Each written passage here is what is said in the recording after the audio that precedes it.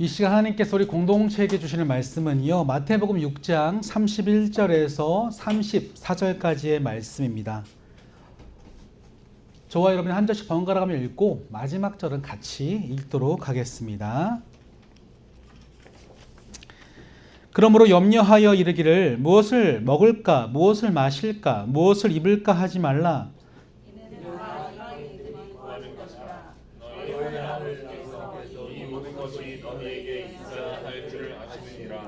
그런즉 너희는 먼저 그의 나라와 그의 의를 구하라. 그리하면 이 모든 것을 너희에게 더하시리라. 그러므로 내일 일을 위하여 염려하지 말라. 내일 일은 내일이 염려할 것이요 한 날의 괴로움은 그날로 족하니라. 아멘. 오늘 이 말씀 본문을 가지고요, 염려의 나라에서 은혜의 나라로라는 제목을 정하고 하나님의 말씀을 증거하도록 하겠습니다. 우리는 지난주에 이 모세 이야기를 통해서요, 우리가 짊어져야 할 책임감이 클수록 하나님의 임재도 크다는 것을, 깊다는 것을 함께 확인해 보았습니다. 전혀 통제되어지지 않은 상황을 바라보면서 모세는 가장 먼저 하나님의 임재를 구했을 때 하나님은 그의 마음을 거두시고 내가 너와 친히 함께 하겠다고 약속하셨습니다. 그런 점에서 이 시간 앞뒤 좌우를 바라보시면서 서로 이렇게 인사를 나눠볼까요? 하나님께서 당신과 친히 함께 하십니다. 인사하겠습니다. 하나님께서 당신과 친히 함께 하십니다. 아멘. 그렇죠. 우리가 책임감을 무겁게 느낄수록 그것을 함께 하시는 하나님께 맡겨놓을 때에 하나님이 함께 하시는 평안함을 맛보게 될 줄로 믿습니다. 이걸 가리켜서 우리가 그리스도인으로 누리는 특권이라고 하는데, 이 특권을 실제적으로 어떻게 누릴 수 있는지 오늘 말씀을 통해서 한번 생각해 보고자 합니다. 지난주 금요일날 드디어 결정되었습니다. 저희가 살고 있는 집이 매매가 되었다는 소식을 들었습니다. 근데 감사한 거는 그럼에도 불구하고 제 마음이 굉장히 평안하다는 거죠. 오랫동안 이 매매 과정에 제가 참여해 왔고요. 3년간. 그리고 여러 상황 속에서 저희 두 사람이 부부교회로서 오롯이 이 문제를 집중할 수 있도록 하나님은 또 그 사이에 우리 아이들도 한국에 보내셨고, 기도하고 소통하면서 받아들일 수 있는 여러 가지 평안한 상황들을 많이 주셨어요. 물론 이제 이사도 해야 됩니다. 새로운 거처를 알아봐야겠죠. 구하고 찾고 두드리는 이 과정들이 필요합니다. 근데 그럼에도 불구하고 지난주 모세의 이야기를 통해 제게 주셨던 말씀처럼 그런 내가 짊어져야 할 책임감이 커질수록 하나님의 뭣도 크다? 임재도 크기 때문에 하나님께서 이제 인도해 주시기를 이제 간절히 구하고 있습니다. 그런데 이 과정 속에서 문득 과거에 제가 익히 알고 있었던 성경 구절이 새롭게 다가오는 시간을 가졌습니다. 그 말씀이 바로 오늘 본문 마태복음인데요. 이 마태복음 6장 33절이 제게 새롭게 다가왔어요. 앞에를 보시고요. 같이 한번 읽어볼까요? 마태복음 6장 33절입니다. 시작. 그런즉 너희는 먼저 그의 나라와 그의 의를 구하라. 그리하면 이 모든 것을 너희에게 더하시리라. 아멘. 어떠십니까? 저는 예전에 이 구절을 읽을 때마다 한 단어에 이렇게 꽂히게 되었는데요. 저는 먼저라는 단어에 꽂혔어요. 먼저. 저는 이 먼저라는 단어 속에서 내가 뭔가를 구할 때에 먼저 하나님의 것을 구해야 되는구나 라고 이 구절을 보면서 생각했습니다. 예를 들면 이런 거죠. 내가 교회를 갈 것인가 알바를 할 것인가 이럴 때 뭘 택해요? 교회를 가는 겁니다. 저는요, 대학교 시절에 방학 때 아르바이트를 정말 많이 하고 싶었습니다. 제 친구들은 방만 되면요, 한 3개월 정도 바짝 일해서 목돈을 갖고 와서 용돈을 쓰더라고요. 근데 저는요, 그럴 수가 없었습니다. 7월 말에는요, 여름 성경학교를 따라가야 됐고요. 8월 중순에는 중고등부 수련회를 가야 됐습니다. 그러다 보니까 방학 때 아르바이트하는 것은요, 저에게 해당되는 사항이 아니었어요. 그러면 다른 옵션이 있죠. 주중 알바, 주말 알바를 하면 됩니다. 시프트가 2개니까 저 주말에는 교회를 가야 되니까 제가 주중 알바를 하면 되지 않습니까? 할 수 있겠지만 안타깝게도 저희 수요일은 이미 고정된 스케줄이 있었죠. 뭘까요? 그렇습니다. 수협의 차량팀 리더였기 때문에 제가 빠지면 안 돼요. 그래서 저는 방학을 고스란히 알바를 할 수가 없었죠. 이 말씀에 따라서 어떻게 보면 먼저 그의 나라를 구하고 그의 뜻을 구하려고 했던 것 같아요. 근데 이런 생각에 제가 쭉 가다 보니까 이런 생각이 저의 기도까지도 영향을 주더라고요. 제가 유학을 준비할 때 일입니다. 저는 사실 밴쿠버에 유학을 온다는 게 되게 막 진지했던 건 아니었어요. 죄송한 말씀이지만. 그냥 하나님께서 보내주시면 가는 거고 가게 하시면 가는 거지라고 편하게 생각했는데 신기하게도 2016년도 5월 달에 대학교 입학 허가가 나왔고 8월 달에 비자가 나와버렸어요. 속전속결이죠. 그러다 보니까 덜커덕 8월 22일 날 티켓팅을 해놓고 나서 이 밴쿠버에서의 생존이라는 문제가 제 눈앞에 다가오더라고요. 특히 집에 대한 문제와 차에 대한 걱정이 되게 컸습니다. 그 중에 차는요, 좀 더 이렇게 큰 미니밴 같은 걸 좀 사고 싶었어요. 왜냐하면 제가 사역을 하는 사람이기 때문에 사람들도 많이 싣고 가야 되고 때때로 이제 자주 이사를 다닐 수도 있다는 생각에 좀 큰 차를 사고 싶은데 문제는 뭡니까? 돈입니다. 버짓, 예산 안에서 좀 큰 차를 사기가 많이 힘들었어요.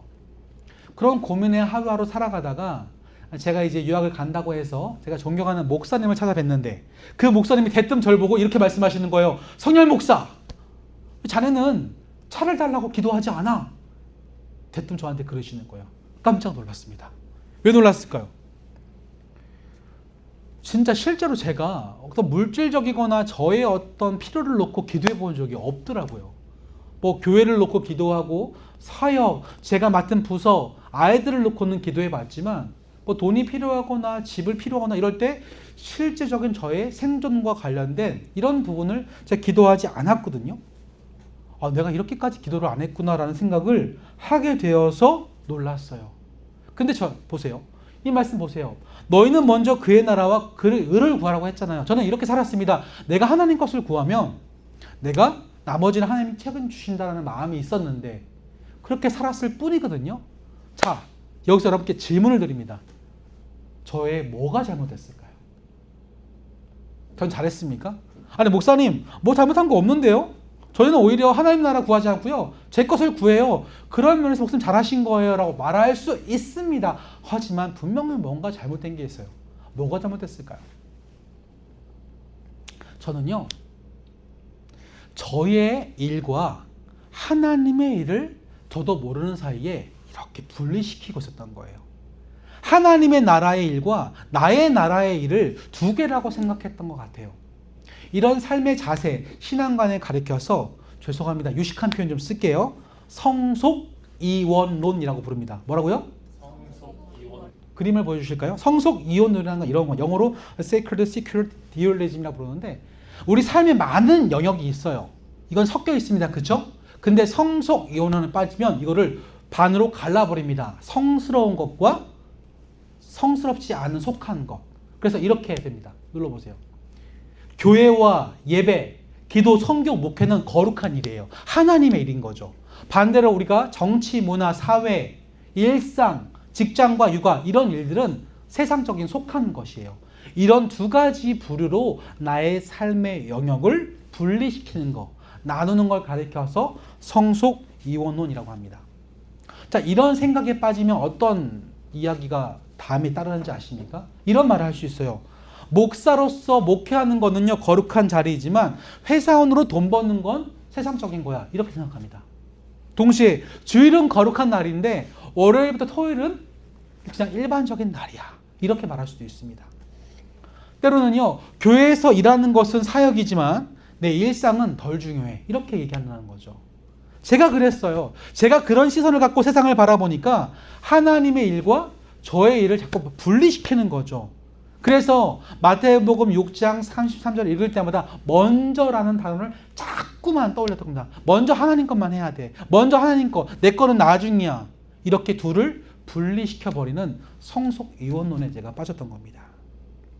근데 우리는요, 이 먼저라는 단어 말고 다른 단어에 조금 집중해야 됩니다. 뭘까요? 그의 나라라는 단어입니다. 여러분, 그의 나라가 무엇을 가리킵니까? 그의 나라란 하나님의 나라를 가리킵니다. 여러분, 그러면 하나님의 나라가 뭐죠? 하나님의 나라는 뭡니까? 제가 지어져가는 교회를 처음 시작할 때부터 계속 떠들어대는 게 하나님 나라 복음, 하나님 나라 DNA, 하나님 나라 강조했는데 하나님 나라가 뭐예요? 복습 좀 합시다.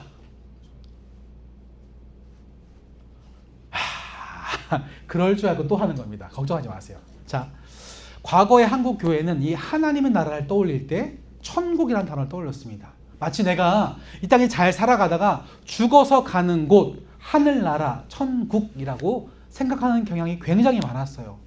물론 그것도 맞는 이야기인데 문제는 하나님 나라가 죽어서 가는 곳이라는 개념이 떠오르니까 오늘 나의 일상에 대한 어떤 중요성이 낮아지기 시작한다는 거죠. 하나님의 나라는요, 이렇게 어느 공간, 장소의 개념이 아닙니다. 하나님의 나라는 성경을 전체적으로 읽어볼 때 따라합시다. 통치의 개념이다. 통치의 개념이다. 네, 하나님의 나라는 다스림의 개념이에요. 왜냐하면 이 하나님의 나라가 처음 시작됐을 때가 바로 예수 그리스도 때문에 시작되었기 때문인데요. 그 대표적인 말씀이 우리 예전에 함께 다루었던 마가복음 1장 15절 말씀입니다. 앞에를 바라보시면서 같이 읽어볼까요? 시작! 이르시되 때가 찼고 하나님의 나라가 가까이 왔으니 회개하고 복음을 믿으라 하시더라. 아멘. 태초부터 하나님이 정하신 카이로스의 때가 왔습니다. 그 때가 바로 언제입니까? 하나님이 정하신 구원의 특별한 때. 그때 하나님은 이 땅에 예수 그리스도를 보내셨을 때, 그때부터 하나님의 나라가 has come, 시작된 거예요. 그 예수님을 통해서 이 땅이 하나님의 사랑과 공의로 통치되어지고 다스려지기 시작합니다. 때문에 그때부터 하나님의 다스림이 없는 영역이 없는 거예요. 모든 영역에서 하나님의 통치가 이루어집니다. 때문에요. 다스려지는 하나님의 다스리심 때문에 하나님의 일과 나의 일이 분리될 수가 없습니다. 교회는 성스럽고 직장은 세속적이며 말씀과 기도는 거룩하고 노동은 세속적인 것이 아니라 모든 장소, 모든 영역, 모든 하는 일이 다 하나님의 일이 되는 거예요. 하나님의 나라가 되는 거예요. 때문에 우리 그리스도인들은 자나 깨나 예수 그리스도를 강조할 수밖에 없습니다. 왜요? 예수님 때문에 하나님의 통치가 시작되었거든요. 본래 우리는 어떤 통치를 받았습니까? 죄의 통치 아닙니까? 죄의 노예가 되어서 내가 하는 모든 것들이 하나님을 대적하는 반역적인 행위였습니다. 그런데 그런 우리에게 예수께서 이 땅에 오심으로 말미암아 하나님의 의를 완성하십니다. 그분의 삶의 전적인 순종함을 통하여 그 클라이막스인 십자가의 죽으심을 통해서 하나님의 의가 충족되었어요.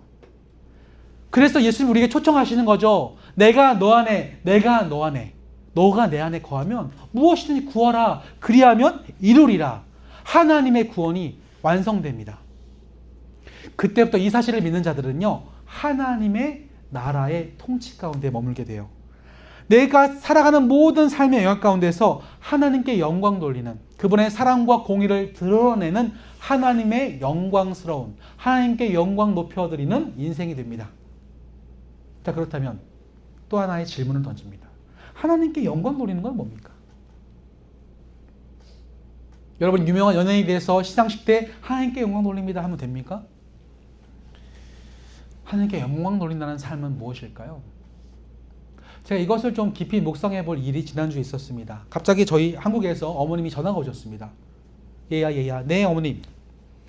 쭉 말씀을 풀어가시는데 지난 한 3주 동안 우리 아이들을 바라보시면서 어머니가 느끼셨던 그 감정을 저한테 얘기를 해주시더라고요. 특별히 예결이에 대한 얘기를 많이 하시는데 예결이에 대해서 굉장히 칭찬하시더라고요. 예결이가 되게 점잖고 또 의젓하고 남을 배려하지도 않는 그런 아이라고 막 칭찬을 하시는데 그 다음에 이어지는 말이 제 마음에 굉장히 감동적이었습니다. 너희 부부가 애를 잘 키운 것 같아. 이렇게 말씀하셨어요. 자, 여러분, 이게 영광 돌리는 거예요. 예결이는요, 자신도 모르는 사이에 부모에게 영광을 돌렸습니다. 부모와 자식 간의 관계 속에서 가르침을 받고 그냥 그런 삶의 방식으로 살아냈는데 그것이 누군가의 눈에 비춰볼 때는 굉장히 멋있어 보이고 아름다워 보이는 거예요. 그래서 그를 가르친 부모가 칭찬받습니다. 이게 영광 돌리는 거라고요. 세상은 하나님을 볼 수 없습니다. 죄에 말미암아 귀가 가리워지고 눈이 덮이고 생각이 꽉 막혀서 그들은 영이신 하나님을 볼 수 없는데 그런 세상 속에 살아가는 우리의 모습을 통해서 그들이 이게 하나님을 믿는 사람들의 삶이야? 이것이 하나님이 사랑하는 사람들의 삶의 방식이야라고 감격하고 감동하고 궁금증을 갖고 그런 하나님을 향해 관심을 기울일 때 이걸 가리켜서 하나님께 뭐 돌린다? 영광을 돌린다는 겁니다. 그렇게 하나님께 영광 돌리는 삶은요, 오늘 마태복음 6장 33절처럼 그의 나라와 그의 의를 구하는 삶을 살아가게 되어진다는 거죠. 왜요? 세상은 모두 자기 나라와 자기 영광을 구하거든요. 그러면 이 세상은 자신의 의와 자신의 영광을 구하는 세상의 삶의 가치관은 어떻게 작동할까요? 이렇게 작동합니다. 본문은 앞서서 31절과 32절을 같이 한번 읽어볼까요? 시작.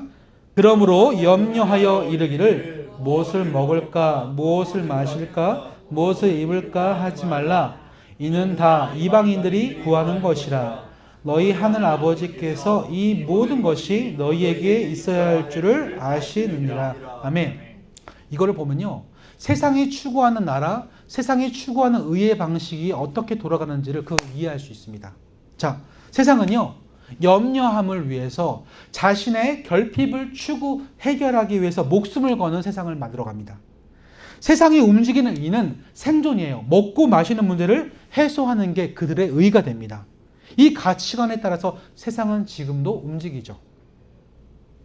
여러분이 맨날 뉴스에서 보는 이 이란 앞에 호르무즈 해협은 이런 가치관이 응축된 장소 아닙니까?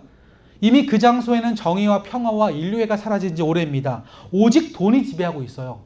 지금도 어떤 나라가 이 지역을 차지해서 국제 유가를 좌지우지하고 세계 패권을 쥘 것인가만 골똘히 연구합니다.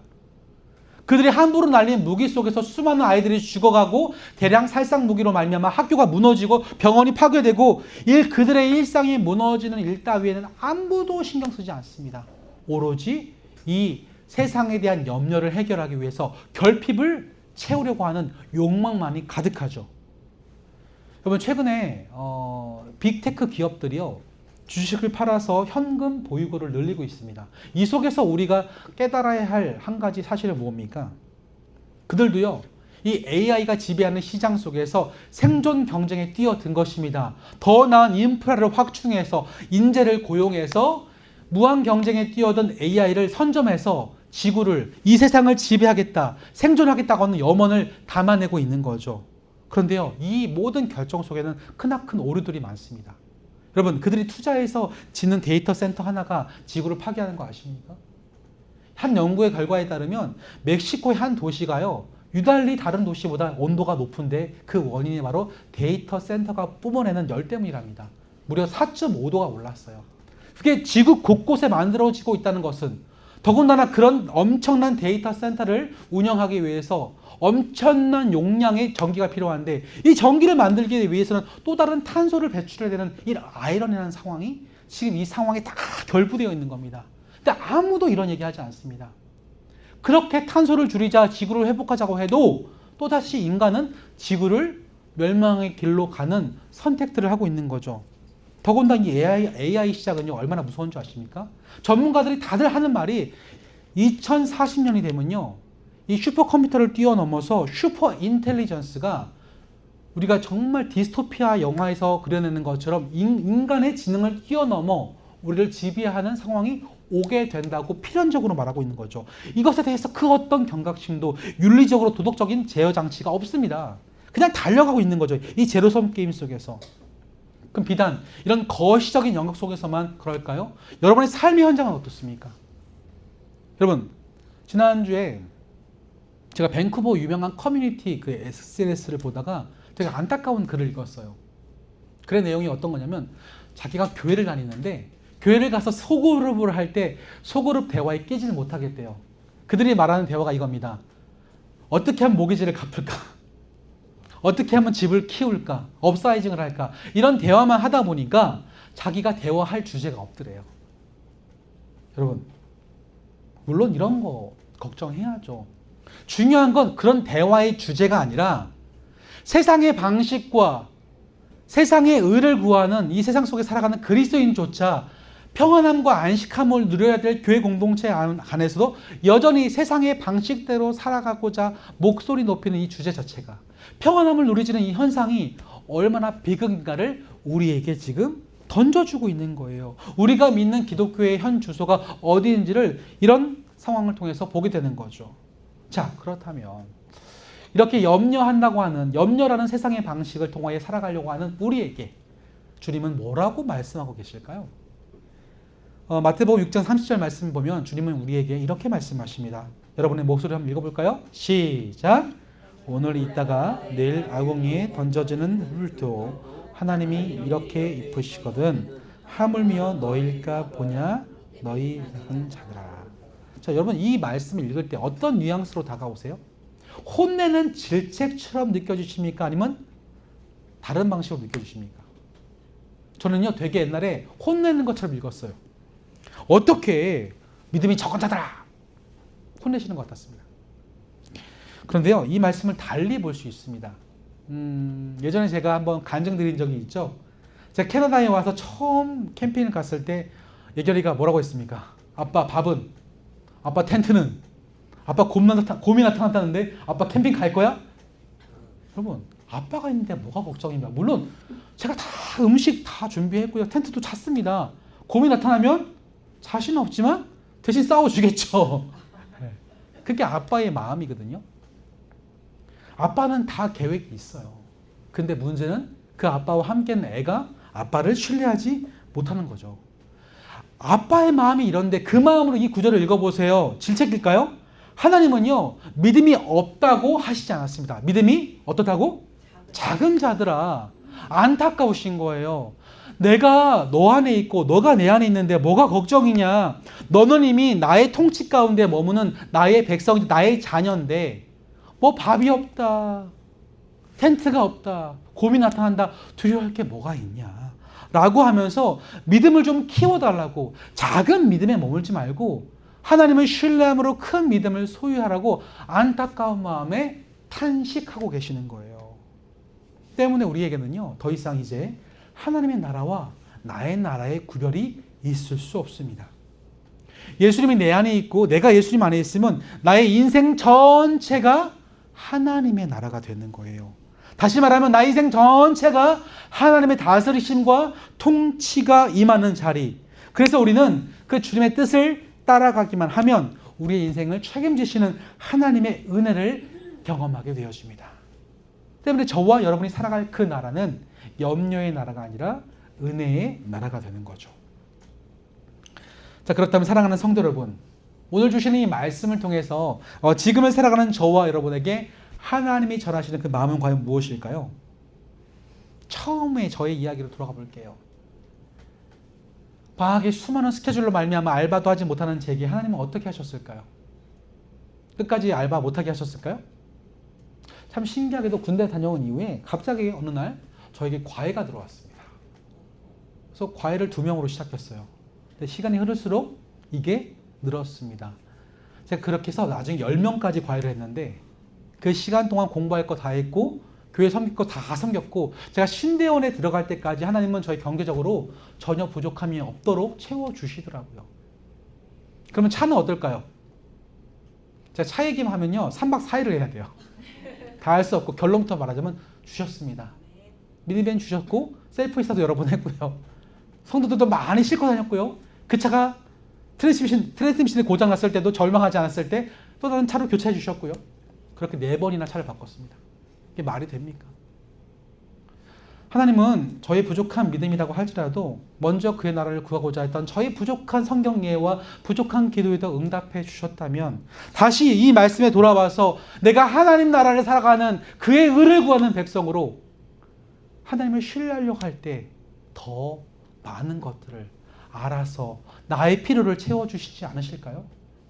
그 과정을 통해서 우리는 매일매일 하나님의 다스리심이 무엇인지를 그 가운데서 경험하고 안식하며 평안을 누리게 되어집니다. 그런 주님께서 여러분들에게 오늘 이 말씀으로 결론 짓고 계시네요. 다 함께 마태복음 6장 34절을 읽고 말씀을 마무리하도록 하겠습니다. 읽겠습니다. 시작. 그러므로 내일 일을 위하여 염려하지 말라. 내일 일은 내일이 염려할 것이요 한날의 괴로움은 그날로 족하니라. 아멘. 전 이 구절을 읽으면서 또 다른 위로함을 얻었습니다. 주님께서 염려하지 말라 그러셨어요? 뭐라고 말씀하셨죠? 내일 일은? 그 오늘은 염려해도 돼요, 안 돼요? 안 돼요? 그 말씀 없는데? 염려해도 되지 않을까요? 내일 일은 내일 하라 그랬잖아요. 오늘은요? 조금 해도 되지 않을까요? 전 이 구절이 어떻게 다가왔냐면 지난주에 말씀드렸다시피 성녀라 염려하지 마 그러면 내는 염려합니다. 우리는 부정의 언어를 써 뇌가 이해 못해요. 근데 주님은 그래서 어느 정도 룸을 주신 걱정하라는 겁니다. 근데 걱정을 가지고 뭐 하래요? 빌립보서 4장 7절 아무것도 염려하지 말고 오직 기도와 간구로 너희 구할 것을 하나님께 아뢰라. 그러면 모든 지각에 뛰어난 하나님의 평각이 예수 그리스도 안에서 너희 생각과 마음을 지키시리라. 우리 보통 염려는 내일 때문에 그렇습니다. 내일 어떻게 되고 내일 모레 10년 뒤 5년 뒤 내가 죽을 때. 근데 주님은 오늘 살아갈 우리의 오늘의 염려는 어느 정도 허용해 주신 것 같아요. 그죠? 근데 그 염려함을 가지고 꿍 하고 있지 말고요. 아무것도 염려하지 말고 기도와 간구하라는 거죠. 염려를 기도와 간구로 치환시키라고 하는 거죠. 그러면서 오늘을 살아가는 겁니다. 이런 사람에게는요, 오늘 하루에 집중하는 힘이 생겨요. 내일 염려하는 사람은요, 오늘 집중 못합니다. 왜요? 내일의 염려가 나를 말라버리게 만들기 때문이죠. 그러나 주님 안에서 하는 오늘의 염려는 오늘을 살아갈 동인이 됩니다. 구하고 찾고 두드리면서 기도하면서 오늘 하나님을 신뢰하는 과정을 겪게 하거든요. 그래서 오늘을 살고 내일도 오늘을 살고 모레도 오늘을 살아가면서 내 전 인생 가운데 하나님 안에서 염려를 맡겨드리는 이 훈련을 할 때 오늘 말씀드렸던 것처럼 이 세상의 모든 사람들이 염려의 나라 속에서 근심 걱정할 때 하나님 나라의 통치 아래 있는 사람들은 하나님의 평안 안에서 그 은혜의 나라를 누리게 되는 겁니다. 왜냐하면 우리 하나님만이 시간을 넘어서 시간을 창조하시긴 하나님이시기 때문이죠. 제가 한 가수를 좋아하는데요. 최근에 알게 된 가수인데 여러분 잘 모르실 거예요. 오열이라는 가수가 있습니다. 예전에 그 경연 프로그램 나와서 노래를 말하듯이 하는 음유시인이라는 별명을 얻은 좀 덜 유명한 가수인데 그가 강강이라는 노래를 만들었는데요. 그 강강의 노래가 되게 철학적이에요. 근데 이렇게 노랫말이 있습니다. 어제를 살고 오늘을 살고 내일을 살아도 똑같은 게 뭔지를 아십니까? 그것은 고개가 있다는 것입니다. 이렇게 했어요. 내일도 고개가 있고요. 오늘도 고개가 있고 내일도 고개가 있대요. 근데 거기서 그 노랫말이 끝나요. 저는요. 그 고개를 넘어갈 하나님이 계심이 참 감사하더라고요. 그래서 유학 처음 올 때도 살게 하셨어요. 그럼 지금도 살게 하시지 않을까요? 그럼 저도 살게 하시면 여러분들도 오늘을 살게 하시지 않을까요? 네, 오늘 염려하십시오. 걱정 많이 하세요. 기회 주셨으니까. 그런데 그 걱정을 기도함으로 치환시키십시오. 그곳에 하나님의 나라가 무엇인지 나를 다스리시는 하나님의 손길과 인도하심과 위로를 깨닫게 될 줄로 믿습니다. 그런 삶이 염려의 나라가 아닌 은혜의 나라를 살아가는 저와 여러분의 특권인 줄로 믿습니다. 그 특권 많이 누리시고 그 고백으로 매일매일 하나님과 동행하는 그 기쁨을 만끽하시는 저와 여러분 되시기를 주의 이름으로 축원합니다. 아멘. 이 시간 우리 세 가지를 놓고 함께 말씀을 놓고 기도하고 싶은데요. 첫 번째 기도 제목은 이것입니다. 하나님, 제가 저의 삶과 교회를 나누지 않게 하소서. 나의 일상과 교회를 나누는 게 아니라 내가 살아가는 모든 자리에서 하나님의 다스리심, 통치하심을 경험하고 기쁨으로 따라갈 수 있도록 기도합시다. 두 번째로 하나님, 내가 염려하는 것만큼이나 내 주변에 바라보니까 염려하고 걱정하는 그렇게 힘겨워하는 사람들이 있어요. 그런 지체들을 이 시간 위로해 주시고 그들도 나처럼 하나님의 평안을 경험하게 해달라고 돕는 기도합시다. 세 번째로 우리 지어져가는 교회가 항상 그리스도 안에 머물러 있으면서 하나님의 다스리심으로 하나님의 나라를 이 땅에 세워가는 공동체가 될 수 있도록 이 시간 이 세 가지를 놓고 함께 소리내어 통성으로 기도하시겠습니다. 하나님 감사합니다. 오늘 주시는 귀한 말씀을 통해서 염려의 시대, 불안의 시대, 걱정의 시대, 그것이 이 세상을 지배하는 이도의 올로기가 되어서 자신의 염려함을 극복하기 위해서, 생존을 위해서 가감없이 험난한 인생을 결정하는 이 세상 속에서 하나님 나라 백성은 어떤 선택을 해야 될지 다시 한번 우리에게 말씀하여 주심에 감사를 드립니다. 생각해보니 하나님, 오늘 우리 염려할 수 있습니다. 왜 안 합니까? 걱정이 되는데 어떡합니까? 염려해야죠. 하지만 그 염려가 걱정과 근심과 두려움으로 결론 짓지 않는 것은 예수 그리스도 안에 우리가 머물고 있기 때문입니다. 예수 안에 있기 때문에, 내가 예수 안에 있고 예수가 내 안에 있기 때문에 이미 내 안에서, 내 삶 속에서 하나님의 나라가 시작되었습니다. 하나님의 다스리심과 인도하심, 통치가 시작되었습니다. 그분이 나를 다스리시기 때문에 나의 염려, 오늘의 염려가 염려함으로 끝나지 아니하고 하나님께 가지고 나아갈 수 있는 기도의 제목으로 전환이 되었습니다. 혹시 이 시간 오늘의 염려 말미암아, 내일의 걱정으로 말미암아 주저앉아 있는 영혼들이 있다면 주여, 오늘 그것을 가지고 딱 오늘만, 오늘 하루만 기도의 자리에 나갈 수 있도록 도와주시옵소서. 그 속에서 기도의 자리에 나갈 때 우리가 경험할 수 있는 것은 무엇입니까? 하나님의 평강 아닙니까? 하나님께 던졌을 때 오는 모든 지각에 뛰어난 하나님의 평강이 우리 가운데 찾아오지 않습니까? 이 평강의 매일매일의 삶이 켜켜이 쌓여서 내 인생이 전체가 하나님을 신뢰하는 시간 되지 않겠습니까? 내일의 염려에 근심 걱정하는 게 아니라 오늘의 염려가 나의 기도의 자리에 나가는 동력, 동인 될 수 있도록 도와주시옵소서. 그것은 바로 우리의 특권입니다. 하나님 나라의 통치를 받는 우리가 마땅히 누릴 수 있는 특권입니다. 우리 성도들이 그 특권을 마음껏 누리고 마음껏 사용하고 기도라는 이 거룩하고 놀라운 능력의 특권을 사용하여서 매일매일 염려와 근심 걱정을 내어 던질 수 있는 믿음의 사람들이 되어질 수 있도록 도와주시옵소서.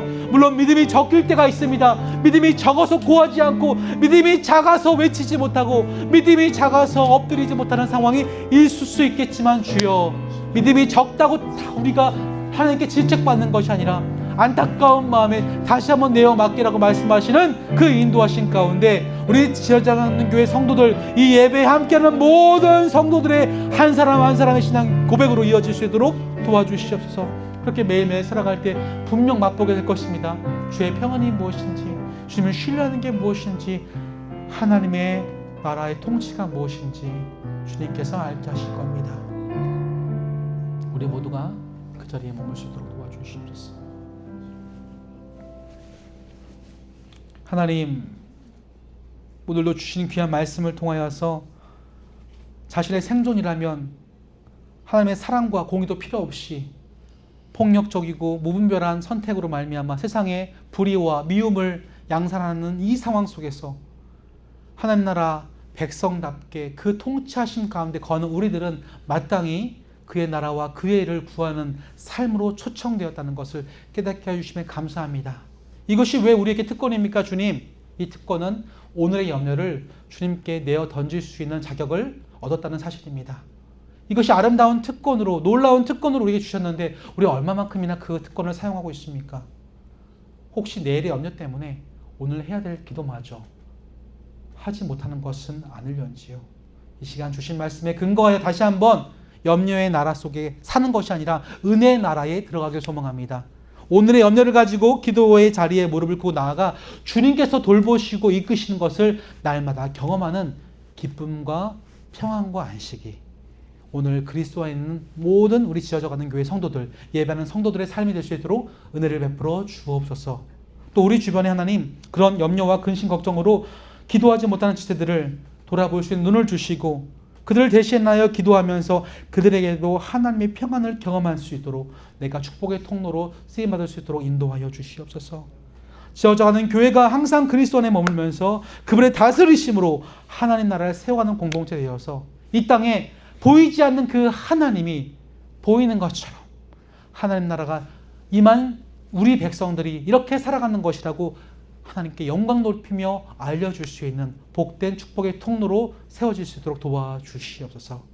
한 주간의 삶을 맡겨드립니다. 그 현장 속에서 함께 하실 주님을 기대하며 하나님을 신뢰합니다. 이 모든 간구 지금도 우리에게 그 하나님의 나라를 시작하셨고 완성하실 우리 구주 예수 그리스도 이름으로 간절히 기도드립니다. 아멘.